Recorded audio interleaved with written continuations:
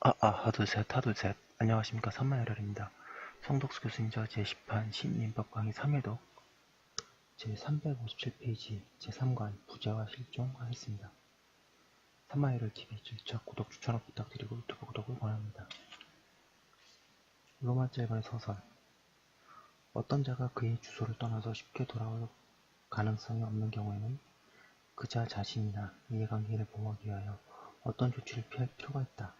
여기서 민법은 두 단계의 조치를 취하고 있다. 즉, 동그라미 1번에 1단계에서는 그를 아직 살아있는 것으로 추측하여 그의 재산을 관리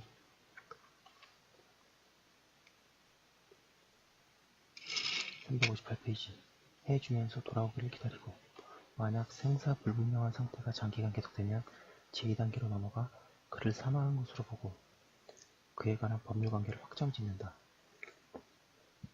앞의 것을 부재자의 재산관리 제도이고 뒤의 것은 실종선고 제도이다. 유사제도 민법상의 위 두 제도가 유사한 것으로 부재 신고에 관한 특별조치법에 부재선고제도와 특별실종선고제도가 있다.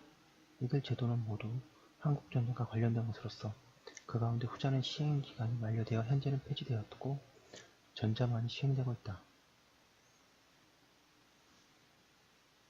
로마자 2번의 부재자의 재산관리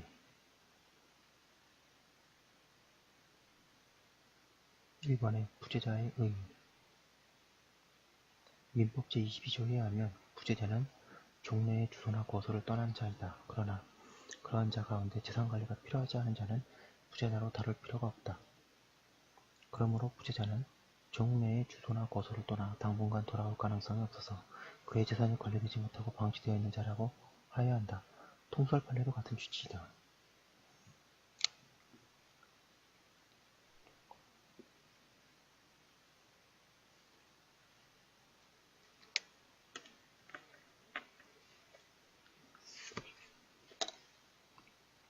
이러한 부재자는 생사가 불분명한 필요는 없다. 즉 생존이 분명한 자도 부재자일 수 있고 또 생사가 불분명한 자도 실종 선고를 받을 때까지 부재자이다.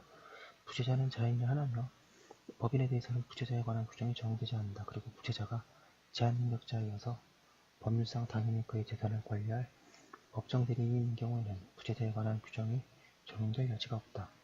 그때에는 법정대리인과 별도의 재산관리를 할 필요가 없기 때문이다. 한편 부재자의 재산관리는 가정법원의 전속 권한사항이다. 이거 객관식 시험에 나올 수 있습니다.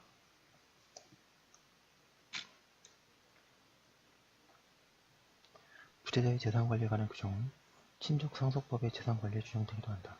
2번에 재산관리의 방법 및 내용 민법은 부재자의 재산관리에 관하여 부재자가 스스로 관리를 둔 때와 그렇지 않은 때를 구별하여 규율한다.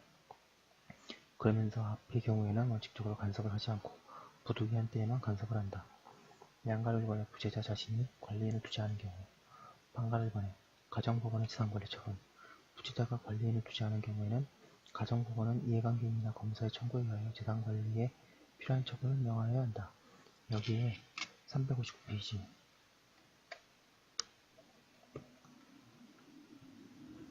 이해관계인은 부재자의 재산관리에 법률상 이해관계를 가지는 자이다. 예컨대 추정상속인, 채권자, 배우자, 부양청구권자, 보증인 등이 그렇다. 그에 비하여 단순한 이웃이나 친구는 이해관계인이 아니다. 그리고 가정법원이 명할 수 있는 재산관리에 필요한 처분도는 재산관리의 선의, 경매에 의한 부재자의 재산 매각이 있으며 그중 가장 보통의 방법은 관리인의 선의이다. 그 때문에 민법과 가사소송 규칙은 이에 관하여 자세한 규정을 두고 있다. 방가로 2번의 선임된 재산관리인의 지위, 양가로가 성질권한, 부재자의 재산관리인은 부재자 본인이 의상에 의해서가 아니고 가정법원에 의하여 선임된 자이므로 일종의 법정대리인이다. 법정대리인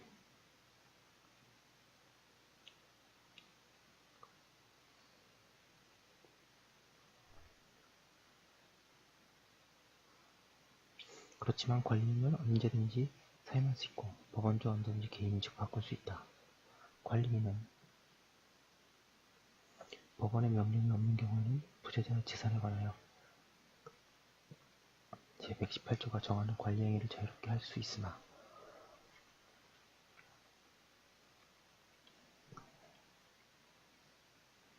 재산의 처분과 같은 행위를 하려면 가정법원의 허가를 얻어야 한다. 판례에 의하면 소유권 이전 등기 말소 등기 절차 이행 청구나 인도 청구, 부재자 재산에 관한 소송상의 보존행위를 하기 위하여 한 소송행위의 추한 신청, 부재자의 재산에 대한 인멸 청구 또는 불법행위로 인한 손해배상 청구 등은 허가 없이 할 수 있으나 부재자 재산의 처분, 재판상 화해 등은 허가가 있어야 한다. 그리고 매각을 허가받은 재산으로 매도 담보 또는 대물 변제를 하거나 그 위에 재산권을 설정하는 때에는 다시 법원의 허가를 받을 필요가 없다고 한다.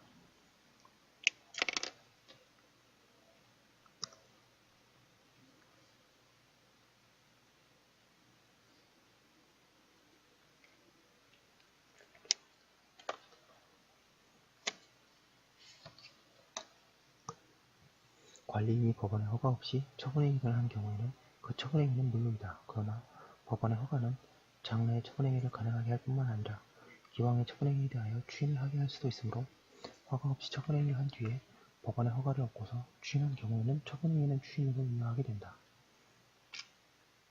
그리고 대법원은 부재자 소유 부동산에 대한 매매 계약에 관하여 부재자 재산관리인의 권한을 초과하여 체결한 것으로 법원의 허가를 받지 아니하여 무효라는 이유로 소유권 이전 등기 절차의 이행 청구가 기각되어 확정되었다고 하더라도 패소 판결의 확정 후에 그 권한 초과 행위에 대하여 법원의 허가를 받게 되면 다시 위 매매 계약에 기한 소유권 이전 등기 청구 회소를 제기할 수 있다고 하였다.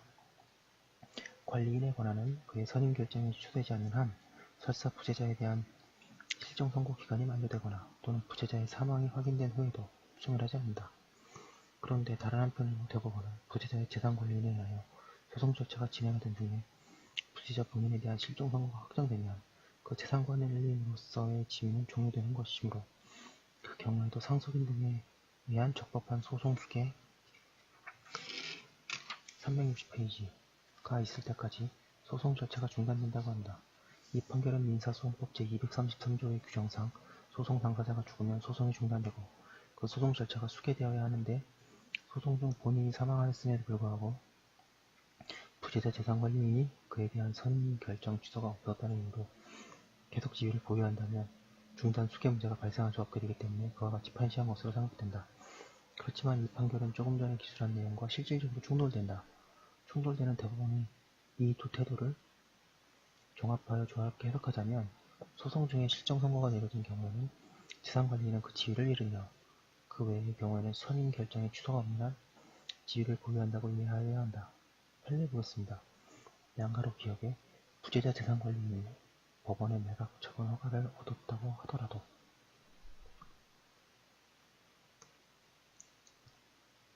부재자와 아무런 관계가 없는 남의 채무의 담보만을 위하여 부재자 재산의 분담권을 설정하는 행위는 통상의 경우 객관적으로 부재자를 위한 처분행위로서 당연하다고는 경험칙상 볼 수 없다.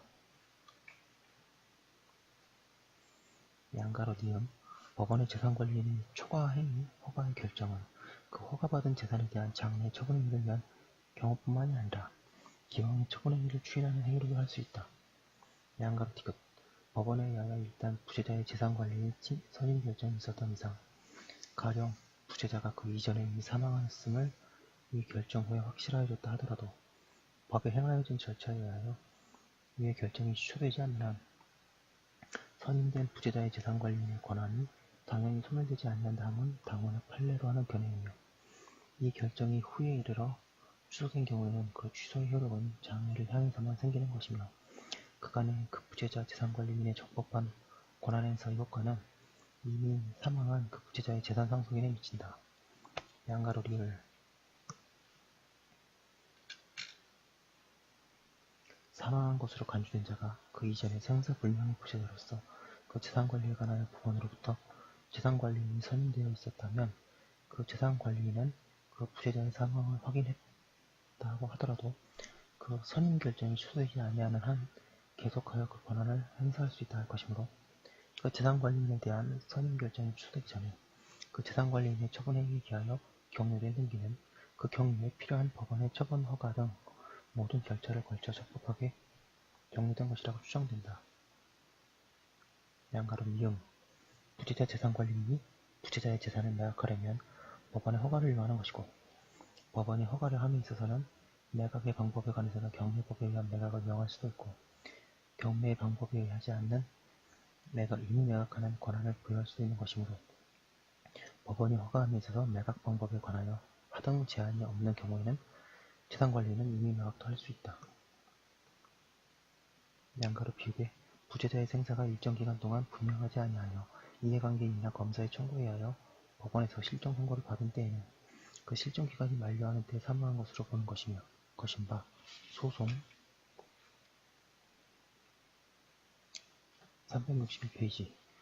계속 중에 당사자가 사망한 때에는 그 당사자에게 소송 대리인이 선임되어 있지 않는 한 소송 절차는 중단되고, 이 경우에는 상속인, 상속재산관리인, 기타 법률에 의해 소송을 속행할 수 있는 자가 소송 절차를 수행해야 하며, 소송 절차의 중단 중에는 소송 수기인에 의하여 적법한 소송 수기가 있을 때까지 소송 절차가 정지되어 그 기간 중에는 유효한 소송행위를 할 수 없는 것이고, 부재자의 재산관리인에 의하여 소송 절차가 진행되는 중 부재자 본인에 대한 실정 선고가 확정되면 그 재산관리인으로서의 지위는 종료되는 것이므로, 그 경우에도 상속인 등에 의한 적법한 소송 수계가 있을 때까지 소송 절차가 중단되는 법리는 다를 바 없다 할 것이다.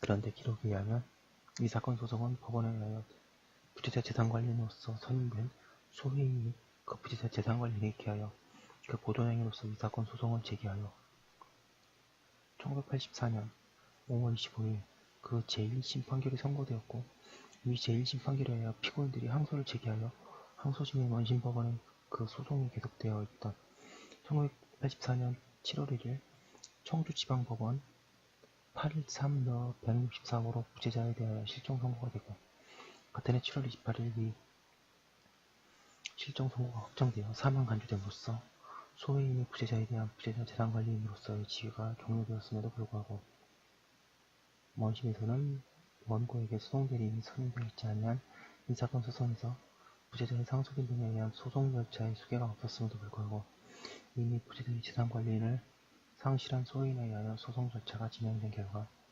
1985년 4월 29일 원심 판결이 선고되었음이 분명하다. 양가로 면의 의무, 관리인이 부재자와의 사이에 임의계약 관계에 있는 것은 아니지만 그 직무의 성질상 수임인과 동일한 의무를 부담하는 것으로 해석하여야 한다. 관리인은 그 밖에 관리할 재산의 목록 작성, 부재자의 재산의 보존을 위하여 가정법원이 명하는 처분의 수행, 법원이 명하는 담보의 제공 등의 의무도 진다. 양가로 다의 권리. 가정법원은 관리인에게 부재자의 재산에서 상당한 보수를 지급할 수 있다. 즉, 관리인은 보수 청구권이 있다. 권리.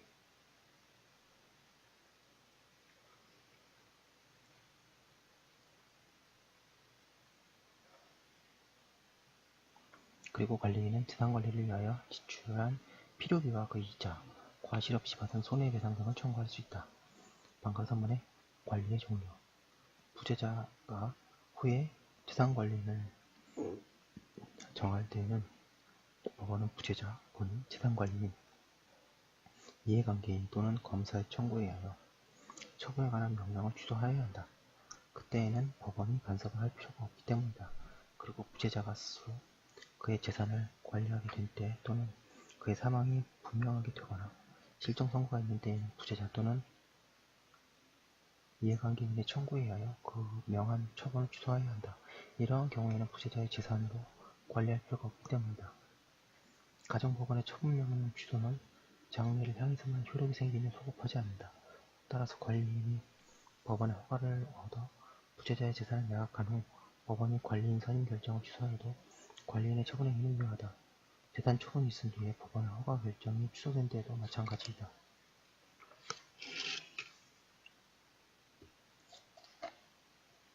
362페이지 양가비관의 부재자 자신이 관리인을 둔 경우. 방가비관의 원칙. 이 경우에는 민법은 원칙적으로 간섭을 하지 않는다.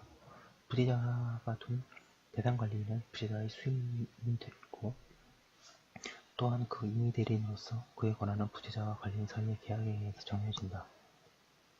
그리고 관리인에게 재산 처분권까지 위임된 경우에는 그 관리인이 그 재산을 처분함에 있어서 법원의 허가를 받을 필요도 없다. 만약 권한이 계약으로 정해지지 않을 때에는 제118조가 적용된다. 망가로 이번의 예외. 민법은 다음 두 경우에는 예외적으로 간섭을 하고 있다. 양가로 가.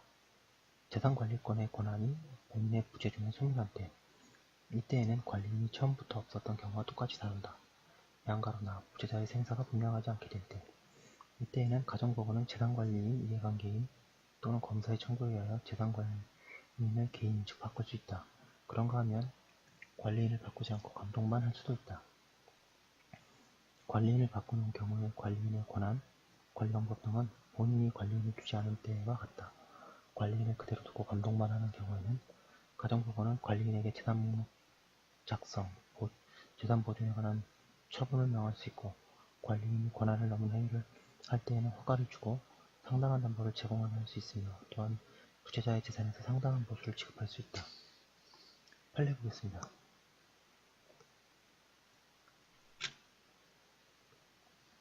부재자가 유교사된 전부터 가사일체와 재산의 관리 및 처분의 권한을 그 모인 갑에 위임했다 가정하더라도, 갑이 부재자의 실종 후 법원에 신청하여 동부재자의 재산관리인으로 선임된 경우에는 부재자의 생사가 분명하지 아니하여 민법 제23조의 규정에 의한 개인이라고 보지 못할 바이므로, 이때부터 부재자의 위임에 의한 갑의 재산관리 처분 권한은 종료되었다고 보기 상당하고, 따라서 그 후 갑의 부재자 재산 처분에 있어서 민법 제25조에 따른 권한 초과 행위 허가를 받아야 하며, 그 허가를 받지 아니하고 한 부재자의 재산 매각은 무효이다고 하고 있습니다.